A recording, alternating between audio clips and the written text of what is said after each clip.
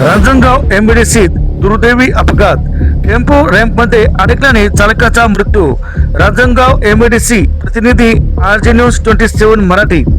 Ranjangaon MIDC परिसरात एका कंपनीमध्ये माल भरल्यानंतर टेम्पोच्या मागील बाजूस पडदा बांधत असताना झालेल्या दुर्दैवी अपघातात टेम्पो चालकाचा मृत्यू झाला।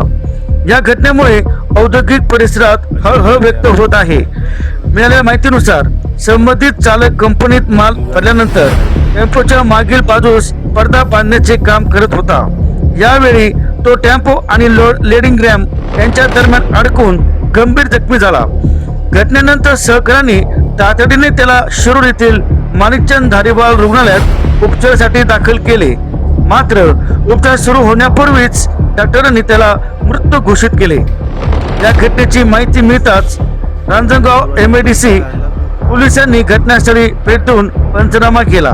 अपघातात नेमका कसा घडला याचा तपास सुरू असून पुढे तपास रांजणगाव एमआयडीसी पोलीस करत आहे। या दुर्दैवी घटनेमुळे चालकाच्या कुटुंबावर दुःखाचा डोंगर कोसळला असून औद्योगिक परिसरात शोककळा पसरली आहे। तसेच अशा अपघाताची पुनरावृत्ती टाळण्यासाठी औद्योगिक कंपनीने सुरक्षा नियमाची अधिक काटेकोर अंमलबजावणी करण्याची मागणी होत आहे। आपल्या चॅनलला लाईक, शेअर, सबस्क्राईब करा। RJ news 27 Marathi.